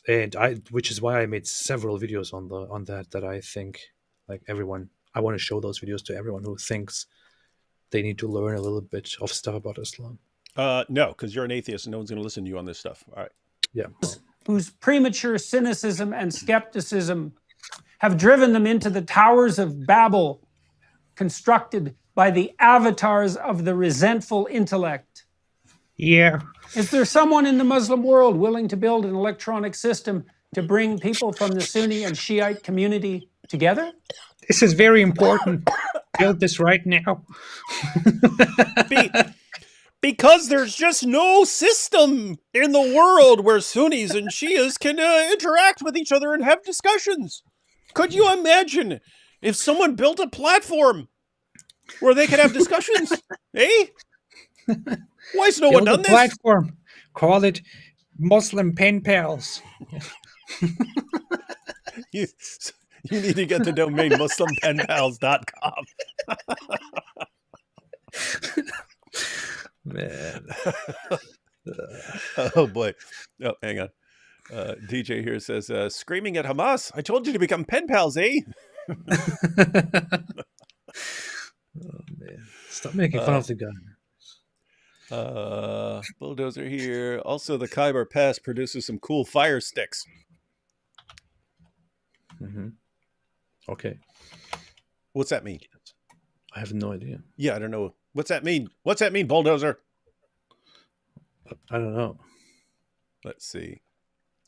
Maybe their pen pal will have a variant of the Quran that doesn't promote Jew hatred, or at least one without holes. You never know. That is a good theory. Maybe you interact with some other people, and they've got a different Quran that doesn't say that the worst enemies of the Muslims are the Jews, as we read in Surah 5. So yeah, good. David, I see God bringing Jews home. Prophecy. Prophecy you? It's the prophecy you. Prophecy you? Prophecy you? Oh, we've asked him if I agree with that prophecy? I don't know. It's possible. That'd be cool. Shannon said, I had a Sunni pen pal and it didn't go well. Years of David Wood videos have been the best therapy for my recovery. Hoping to see your debate in Dallas to say thank you. Yeah, Shannon. Yeah, so debates. Nice. Gosh, is that next weekend? Next weekend. I was invited for that debate conference. But you're scared because you run. And I even, like, he told me, okay, we're setting a date, we're going to do this. And then I dropped it for some reason. Pathetic little weakling. I thought, I don't want to publicly debate Muslims. So, like, what if I embarrass myself? What if they humiliate me in public? Like, what am I going to do? So I had canceled. Yeah. You can keep your Allah. How about no? I don't buy your Allah. Good point. And speaking of Allah, we've got some Arabic gibberish here. And Elvis again. Talking about pen pal, I converted to Islam because I was a leftist in the 90s, and I had a pen pal from Indonesia. I even had a Gaddafi poster on my bedroom wall. Nice. That's the level of ignorance that Jesus saved me from. Yeah, and so it is disturbing that you have Christians who are advocating remaining as ignorant as possible about Islam. Amazing. Mark Dulles here said that pen pal idea came right out of Jordan's anus. He needs more leather straps to hold it in. Something. Mark McFlounder says it's been 14 centuries of mostly peaceful jihad, and it's been safe and effective. Council of Nicaea, verse 39. Yep, it's too bad that book was taken out. Yeah. Unfortunately. Is Vlad the Impaler the best anti-terrorist? You could argue that, I guess. Yeah, if you went, I mean, that's a guy who, I mean, we think of him by the association because that's what the Dracula's based on and so on. Yeah, dude is like horribly brutal and so on, but he kind of understood what he was dealing with. But I think over there they still view him as a hero who like saved them from jihadis. Well, he did. I mean, he was resisting the Ottoman Empire. He was resisting the subjugation by the Ottoman Empire, which was asking him for his tributes and his his to pay his to show his obedience and all of that. And he was like, no, I don't want to. Yeah, and come so and make me. Yeah, so they fought. Invited them. Yeah, they had fights and stuff, and then he impaled thousands of corpses and so on along the road to get to him. And then the Ottoman Empire invades and they keep walking mile after mile of just bodies, decaying bodies on poles. And they eventually turned around and went back. They're like, screw this, man. We're not coming up here messing around with this dude. Yeah. So, I'm not sure. I'm not sure entirely if these are legends, but there are also some legends about how he had like body parts, heads, and stuff like that inside his castle, like on the walls. I don't know. And that he drank blood. Muhammad, peace be upon him, said that Muslims shall not mistreat Christians if they turn their foreskin into their local mosque and pay jizya. Oh, huh. Interesting. Well, does here fire stick means gun. Also look up we know what the Jazale is now. It's a gun. We found that out. It's a muzzle loader. Danny Lopez here, and Your videos entertain me, and I am pleased to see a converted psychopath go toe-to-toe with a psychiatrist. Yeah. Hey, how weird is that, where the psychopath understands people way more than the psychiatrist? Yeah.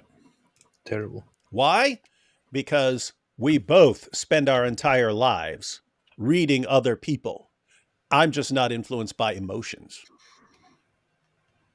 Jordan Peterson is. Somebody needs to make a parody of the song Short Skirt, Long Jacket by Cake, but the song is about Muhammad desiring a girl who's 9 years old. Jot that one down. Jeez, look at this. I was looking up something about Vlad the Impaler, and here's That's this, what you're doing? We're having a show and you're just researching Vlad the Impaler? Yeah, I was just looking something up, and there's this source from Historia Pannonica. It says Turkish messengers came to Vlad to pay respects, but refused to take off their turbans, according to their ancient custom, whereupon he strengthened their custom by nailing their turbans to their heads with 3 spikes, so that they could not take them off anymore. Dude was not playing around. Messed up. No, that goes right back to what we're talking about. There are historically certain groups who only understand being brutal, and then you look like a total sicko scumbag for recognizing this is the only thing that they're going to understand. This is wild stuff, man. This is creepy stuff. Short Skirt, Long Jacket by Cake. I'm going to check that out. See if that's actually Probably. Sir Whitemeat. How dare you make fun of the prophet? If you know about Sir Whitemeat. Teetle soda. Aaron. Oh, you who believe, do not take the Jews and the Christians as allies. Some of them are allies of one another. I think Jordan needs to read this yet. Yeah. That's a problem. You read the next verse. The next verse says, find a pen pal. Yeah, you can't leave that out.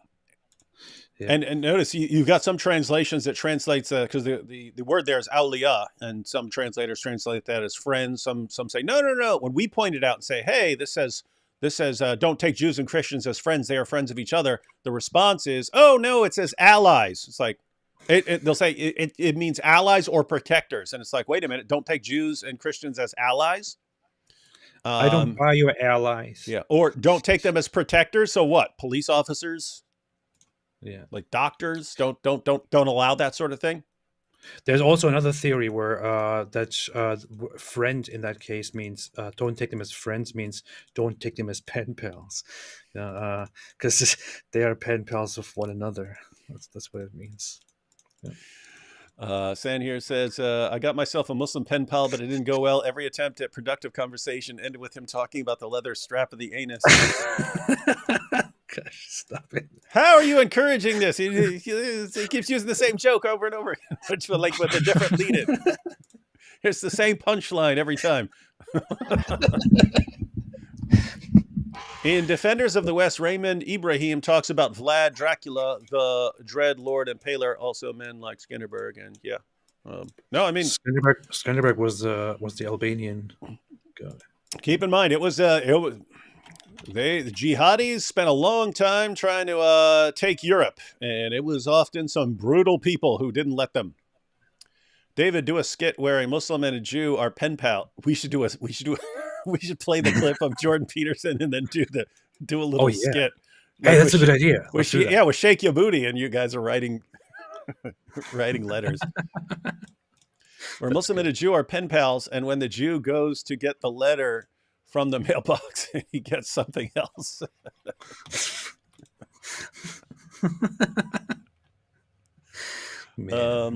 Trust me, look up pictures of... My goodness. Don't look up pictures of the jizza. I gotta look. No, what is that thing? Whoa! That's a weird looking...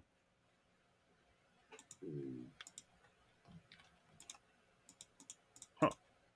That's a weird looking gun. You're looking at guns? Yeah. That's what you're doing. We're live. We're supposed to have a show. Someone just said do it. What am I going to do? Not look at it? Said it like 10 times already. Continue with the show. What is All this? Right. Yeah, we're almost done here. A place where people of goodwill could reach electronically across the divide, person to person. Oh wait, this is where he's giving his solution. I forgot. He's Never giving heard of his that. solution. Someone build a platform where Muslims and Sunnis and Shias can have an online discussion, because there's nothing like that. There's nothing like that, guys. This is where the idea of Facebook came from. Jordan Peterson's actually it came up with the idea of Facebook. What's funny is there were these chat rooms like that. I've mentioned this before, but there were these chat rooms like that with Sunnis and Shias, and I went up into one of these chats. So this is before YouTube. So you're talking like, I don't know, 2004 or something like that. Back then when I was in, and I heard that Shias have problems with Aisha, right? And so I jumped into one of these, the most active chat room, and I said, "Hey, I heard Shias don't like Aisha. Is this true?" And it instantly erupted into attacks on Aisha and defenses of Aisha. It was, we don't believe in her because she stole the leadership and blah, blah, blah, and she poisoned Muhammad and blah, blah, blah, and then everyone trying to defend her. And then I just sat back and watched, and I was like, whoa, that was easy to completely derail everything in this chat room. And then they kicked me out. They kicked me out a couple minutes later. They're like, "We see what you did there, trying to cause division." I was like, no, I was actually trying to ask a question. I didn't know that. I didn't know anything about Shia Islam. And, Sunnis have a really think that Shia Muslims are very hateful about Aisha, and I think it's justified, because Shiites can say some really messed up things about Aisha. For some reason, she is very demonized. I mean, they call her a prostitute and things like that. It's really bad. It's really messed up. Mm-hmm. This guy brings up a point. AP defends Hitler, Satan, benzos, and now Dracula. And over the past several live streams, you've defended all these. Isn't that interesting? Defended, yeah. Yes. You say, well, they're all trying to do what they believe is good, and therefore they're all good, according to AP. Yeah. Isn't that weird? Totally. Welcome to atheism, folks. You guys better start talking about how peaceful Islam, or you may get some explosive surprises. Understand? Yeah, that's what we all need. Yeah. Right. Sorry. Back to Jordan. Constructed by the avatars of the resentful intellect. Had to dial it back. Is there someone in the Muslim world willing to build an electronic system to bring people from the Sunni and Shiite community together? A place where people of goodwill could reach electronically across the divide, person to person, and to formulate the kinds of personal, trusting friendships upon which a lasting peace truly might be founded? Oh. Wow. Powerful. This will be recorded in history books as what kicked off that big platform which saved humanity. Now, what's crazy is, like, the only thing that could possibly be what he wants it to be there would be, hey, why doesn't someone build a platform where Sunnis and Shias can get together and talk about how much they hate Jews, eh? That would be it. That would be the only thing that you could actually accomplish your goal with Jordan Peterson. So the question is, do you really want to go there? Other than that, they've been fighting for 14 centuries, and it's built into their systems now. Stop hating each other. A place where Jews and Christians, willing and eager to open communication with their Muslim brothers, might do, upon which I find it hilarious that he acts like he's inventing social media right now. A place where Jews and Christians can interact with Muslims. Wouldn't that be great? Nobody ever thought about this before. Truly might be founded. A place where Jews and Christians, willing and eager to open communication with their Muslim brothers, might do just that. My dude. There's a task for someone looking for a purpose. Yeah, imagine someone making a social media platform. It's an open invitation to do just that. If you build it, they will come.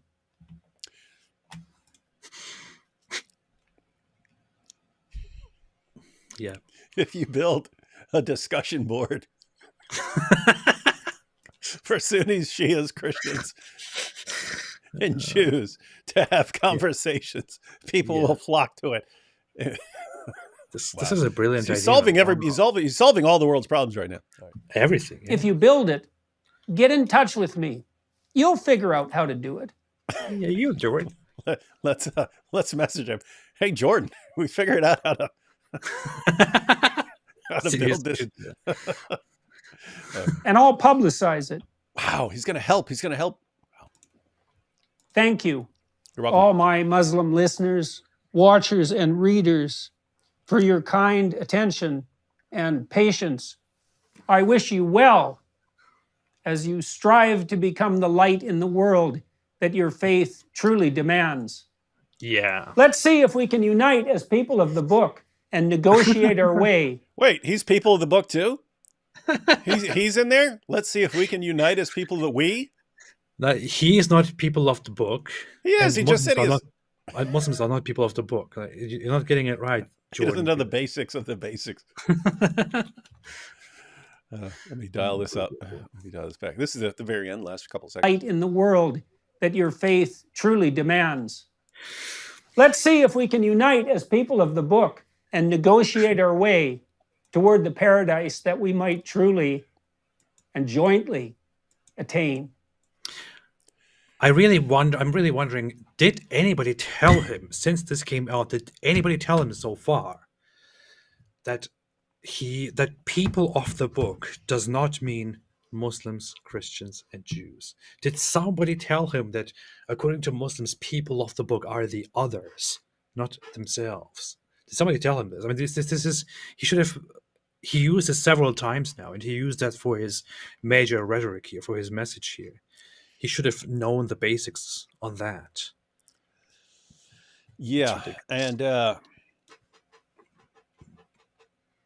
he really seems to think that we're aiming towards some utopia of Jews, Christians, Muslims all working together and loving each other in harmony, and it's going to start in some online platform that he's going to help promote as soon as someone builds it. And oh my goodness, everyone's flying over the wall and slaughtering people at a concert. Huh. Yeah. Huh. How did that happen? Well, I imagine it's like one of those movies, like one of those movie scenes where Jordan Peterson's speech, his message to Muslims, is like played on these big screens across cities all over the world with some motivational music in the background. Everyone's stopping and like, wow, and this is changing the world. Powerful, powerful. All right, so we wanted to revisit that video, ladies and gentlemen, just to point out that this did not age well, and not at all. Notice no one's plans, because I mean, other people, like again, politicians, journalists, educators, Hollywood, everyone has their idea. Oh, this is so simple. We'll just, this will make things work out, and they're all like absolutely delusional. Guys, you have a serious problem here. You've got an ideology that calls for the violent subjugation of the entire world. They're in the middle of what we're calling the avalanche of apostasy. And they're freaking out and deciding that they need to be more aggressive in dealing with the world before they just kind of fizzle out with apostasy. So they're trying to dial up their intolerance and their aggression right now. Right now. Oh, get a pen pal. What? Wait, what? Pen pal? Seriously? My goodness, man. Oh, boy. She was 9 years old, says people of the book. She was 9 years old. Got a point. Good. Oh, Sir Whitemeat here. Sorry, ran out of the room. Okay, broke down teetle soda. Explain that because we didn't know what that meant. Sorry, ran out of the room. So, teetle soda stands for the eyes are the leather strap of the anus. And just so you know, I did say that. So we got it. Oh, nice. Okay. Now we know. Nice. And in the skit, instead of a bum, it should be feces. I say that because it should be... Still talking about the gun. Still talking about that gun. Yeah. All right, ladies and gentlemen. So, yeah, we just wanted... It's funny because we keep talking about all these other stuff, all these other things we want to cover in videos, and then we're just like, we need to go back and revisit that video from last year just to show... I mean, extremely intelligent guy, been interacting with Christians and Muslims been doing very carefully researched lectures on the Bible, and you say, hey, super smart guy who really, really understands psychology, how are we going to deal with this problem that's really reaching a boiling point right now? We'll get a pen pal. Thanks. Very bad. Dr. Jordan Peterson, if you want to have some actual knowledge, some real ideas, you should talk to people who know. Talk to people who know better, not to the apologists. Hey, Jordan Peterson. Talk to us. Get AP as a pen pal and ask him some questions about Islam. But talk to both of us. And then if you think, oh, this guy doesn't know what he's talking about, then get some Muslim pen pal friends and start asking them questions about what AP is saying. But don't say it's coming from AP. Just start asking. Hey, is this really what Islam teaches? Hey, find some people who are honest. I'm going to start seeing the problem here. Yeah. Where does the peace be upon him thing come from, and how is that not them worshiping Muhammad? Yeah, well, they seem to really think that part of Muhammad's status in the afterlife is dependent upon them constantly wishing peace upon him. As far as that, think about this. They're supposed to be obsessed all day, every day with Muhammad. They're supposed to always be thinking about Muhammad. And it's a bit worse than you realize, Justin, because they actually speak directly to Muhammad during their daily prayers. During their daily prayers, they speak directly to Muhammad. They don't say, like you can have Muslims all the time saying, peace be upon him. That's them wishing peace upon Muhammad. In their prayers, they say, peace be upon you, O Prophet. Peace be upon you. That is direct address. They're speaking directly to him. But this is the religion that is against shirk and is just pure monotheism. I made a video about this called Honoring the Prophet Muhammad a long time ago, many years ago. And you can watch it, in which I explained Share the link. How that happened. And in fact, I can read directly. Let me see. Let me share the link. You can share the link is what you can do. Where's my... What did I do with the tab? Why am I not here? This is weird. Wow. I'll do that. I'll post the link now in the chat. All you had to do was share a link, and then people could watch it as we're logging off. Okay, I'm posting it now in the chat. Let's see. Don't see it. Honoring the Prophet. Here. Posted it. I see it now. All right. So we got the link. Everyone check that out as we're closing out. And what better way to sign out of this live stream where Jordan Peterson calls for a pen pallery among all the people of the book. Doesn't know what that means. He doesn't know what it means, but he somehow knows that if you build a platform where people can actually interact and have discussions, because we don't have that, it doesn't exist. But if someone actually builds a platform where, people can chat about their beliefs and so on, it'll all be great. It'll all be wonderful. Won't it all lead to any sorts of bloodbaths and so on? So I'm not terribly convinced that will work. But all I can do, you'll figure it out. All I can do is fall back upon music.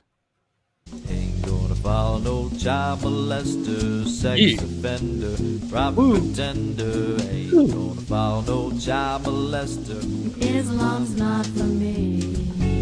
Islam's not for me. Islam's not for me. Powerful. Catch you all next time. Stay away from Islam.